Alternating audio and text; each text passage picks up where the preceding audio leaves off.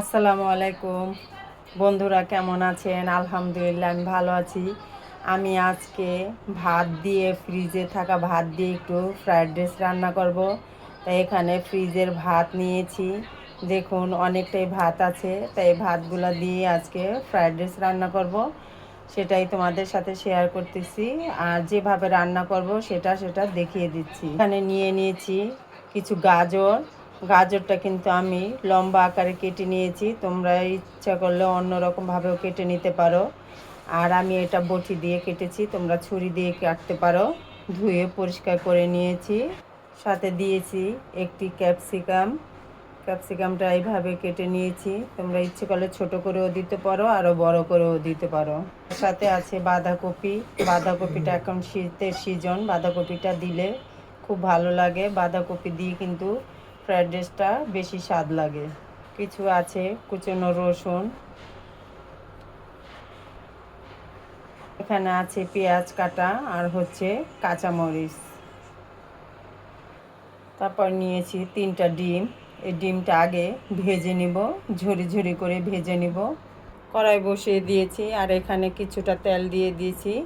এই তেলের মধ্যে ফেটানো ডিমটা, আমি 3টা ডিম দিয়েছি, ডিমটা ভেজে নিব। এখন ডিমটা আমি ভেঙে ভেঙে দিব।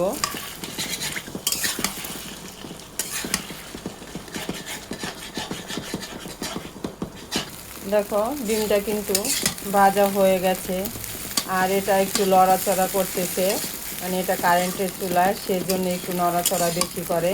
এই যে দেখো, এখন ডিমটা উঠিয়ে নিব। এখানে তেল আবারও দিয়ে দিয়েছি কিছুটা পরিমাণে, মানে বেশি করে একটু তেল দিয়ে দিয়েছি। এখন দিয়ে দিব রসুন কুচি,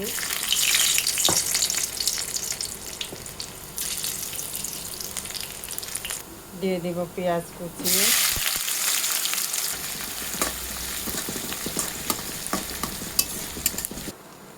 দেখেন পেঁয়াজটা কিন্তু নরম হয়ে গেছে। এখন আমি দিয়ে দিব গাজরগুলো। গাজরগুলো একটু সময় লাগে সিদ্ধ হতে, তাই গাজরটা দিয়ে দিলাম। গাজরটা দিয়ে ভালো করে নেড়ে চেড়ে নিতে হবে।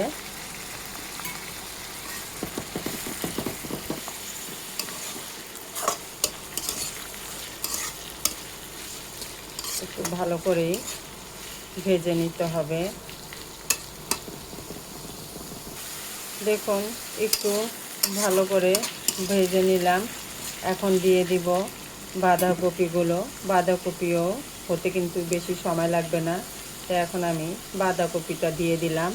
আর লবণটা পরে দিব, লবণটা এখন দিব না, কারণ লবণটা দিলে পানি উঠে যাবে বেশি। আর দিয়ে দিব ক্যাপসিকামগুলো।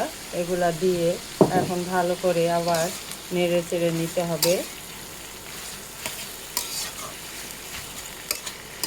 কত সবজি দেখা যাচ্ছে বলুন, কিন্তু রান্না করলে দেখা যাবে একেবারে কমে যাবে। দেখুন পানি উঠেছে, কিন্তু তেমন উঠে নাই। এতে কিন্তু সিদ্ধ ভাতটা হয়ে গেছে, আর সবগুলো কিন্তু সবুজ আকারে আছে। এখন আমি এখানে অল্প সাধারণ কিছু মশলা অ্যাড করব। দিয়ে দিব আমি 1 চামচ পরিমাণ ধনিয়া গুঁড়ো। ধনিয়া গুঁড়ো দিয়ে আবার একটু নেড়ে চেড়ে নিব। দিয়ে দিব কাঁচামরিচগুলো। দেখেন এখানে কিন্তু আমি লবণ ইউজ করি নাই। এখন আমি দিয়ে দিব পরিমাণ মতন লবণ। এখানে দিয়ে দিব যখন আবার ভাতটা দিব, তখনও আবার কিন্তু একটু লবণ দিতে হবে, তাই আমি একটু ধাপে ধাপে লবণটা দিয়ে দিলাম।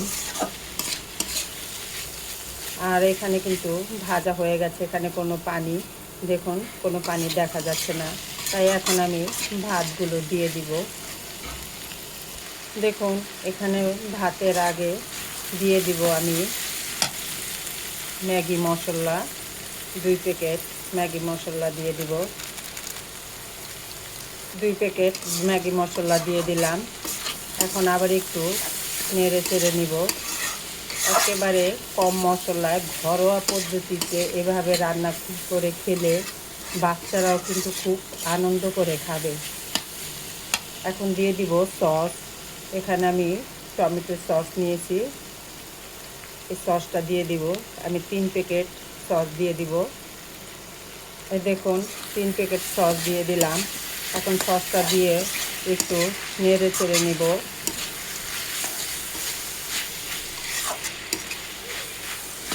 এখনই কিন্তু অনেক লোভনীয় লাগছে, দেখুন দেখতে কিন্তু খুবই সুন্দর লাগতেছে। এখন আমি ভাতগুলো দিয়ে দিব।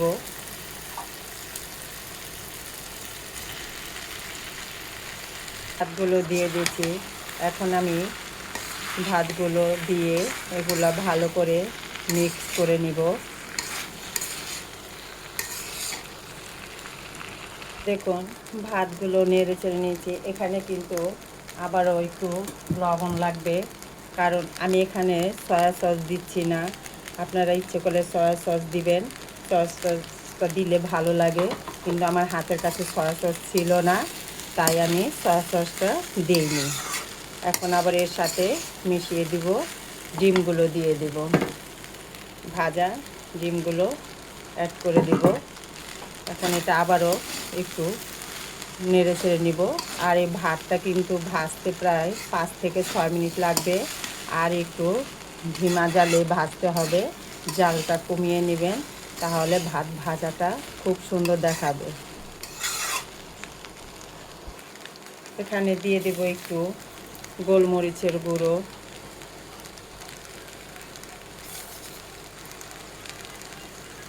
গোলমরিচের গুঁড়োটা দিয়ে আবারও ভালো করে নেড়ে চেড়ে নিতে হবে।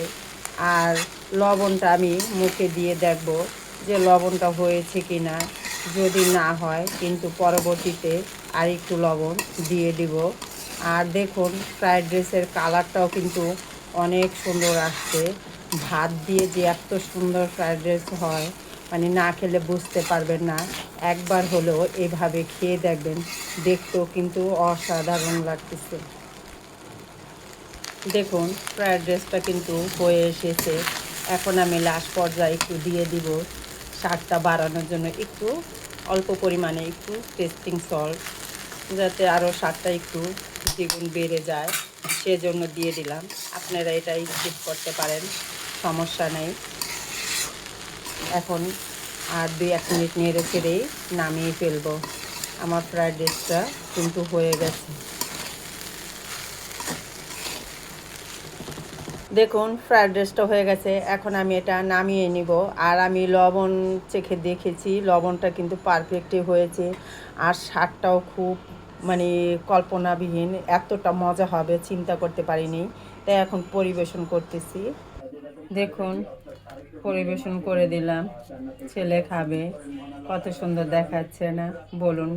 বন্ধুরা, যদি ভিডিওটা ভালো লাগে একটা লাইক শেয়ার করবেন, কমেন্ট করে জানাবেন। আর ভিডিওটি ভালো লাগে সম্পূর্ণভাবে দেখে আমার চ্যানেলটি সাবস্ক্রাইব করে দিবেন। আর নতুন নতুন বন্ধুরা ভিডিওটি দেখবেন, পুরানো বন্ধুদের জানে অনেক অনেক শুভেচ্ছা। আল্লাহ হাফেজ।